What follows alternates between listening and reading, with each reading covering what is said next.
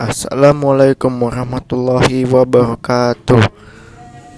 Perkenalkan, nama saya Dandi Zaki Muzaffar, NPM 20082602024. Saya sedang melaksanakan kuliah jurusan S1 di jurusan Pendidikan Kedokteran UMSU, Medan.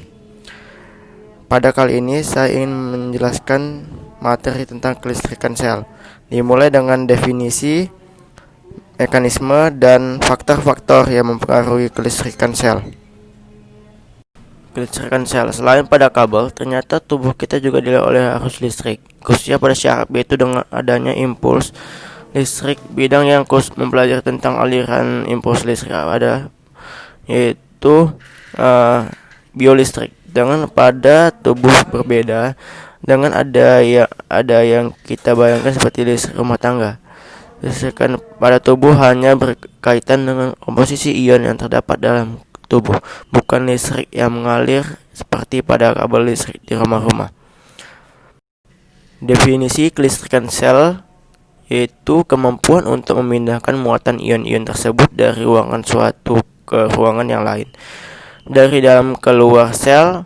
Di dalam sel, nilai ambang membran sel adalah batas nilai yang bisa menyebabkan terjadinya depolarisasi membran. Apa kamu tahu bagaimana cara sel saraf mengantarkan impuls listrik? Bagaimana keadaan sel saraf saat tidak menghantarkan listrik? Muatan yang ada di luar dan di dalam sel saraf tidak dapat saling tarik-menarik dengan sendirinya, karena ada pemisah berupa membran sel saraf. Tarik-menarik antara muatan akan terjadi jika ada rangsangan dari neurotransmitter. Saat sel saraf tidak menghantarkan impuls, muatan positif Na positif melingkupi bagian luar membran sel. Pada kondisi demikian, membran sel saraf bagian luar bermuatan listrik positif dan membran sel bagian dalam bermuatan listrik negatif atau Cl negatif. Setiap manusia memiliki sistem saraf yang dapat mengontrol gerak otot. Sistem saraf terdiri atas sel-sel saraf yang berfungsi untuk menerima, mengolah, dan mengirim rangsangan yang diterima panca indera. Rangsangan ini disebut impuls. Tiap sel saraf terdiri atas 3 bagian, yaitu badan sel saraf, dendrit, dan akson atau neurin.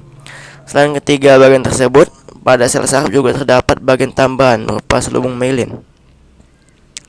Myelin sebetulnya bukan bagian sel saraf, tetapi terdiri dari sel pembentuk myelin yang berfungsi menyelubungi akson. Berdasarkan keberadaan myelin, terdapat 2 macam neuron, yaitu neuron yang berselubung myelin dan neuron yang tidak berselubung myelin. Jadi ini adalah gambar dari sel saraf.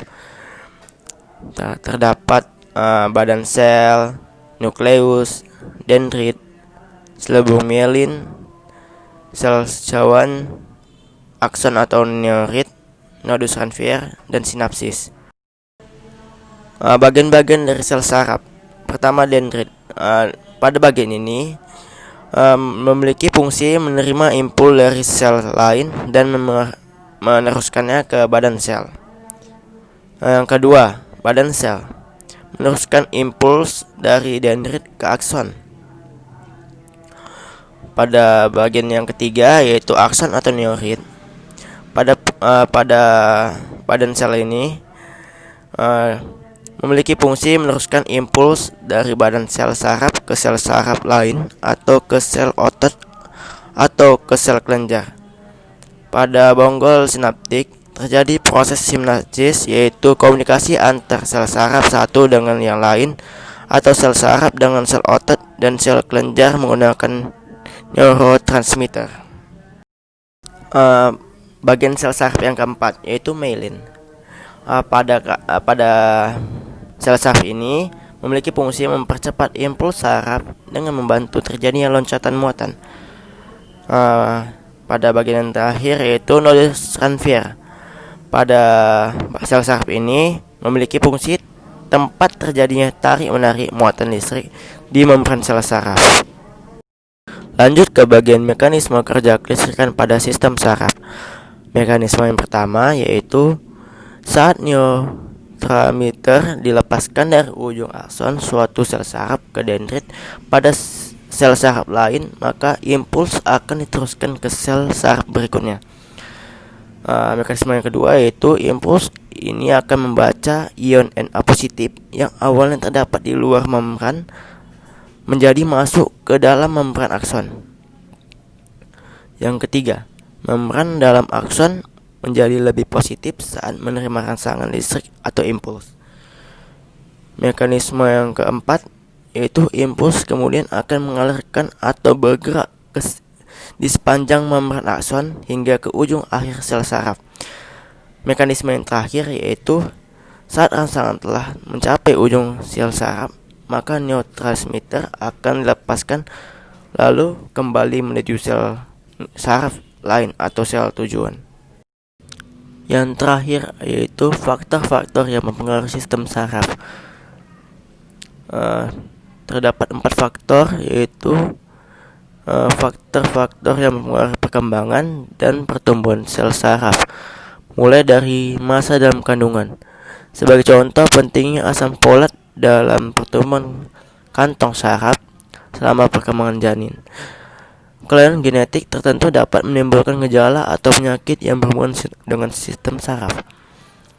Faktor yang kedua itu faktor-faktor yang diperlukan dalam pemeliharaan sel saraf agar dapat berfungsi secara baik.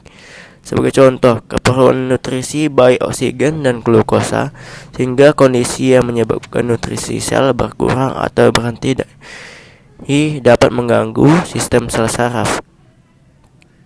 Faktor yang ketiga, faktor-faktor yang mempengaruhi kelangsungan hidup sel saraf.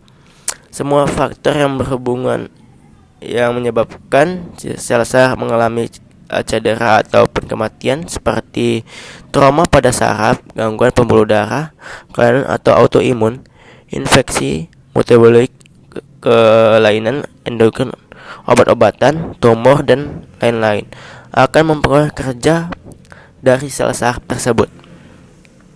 Faktor yang keempat, faktor yang mempengaruhi pembentukan sistem saraf, yaitu maupun pengolahan impuls saraf. Sebagai contoh, untuk membentuk impuls saraf dalam bentuk potensial aksi listrik dibutuhkan peranan elektrolit. Kekurangan kadar elektrolit tentu akan mempengaruhi pembentukan impuls saraf. Sekian saja materi saya tentang kelistrikan sel. Bila ada salah mohon dimaafkan, dan semoga bermanfaat ya.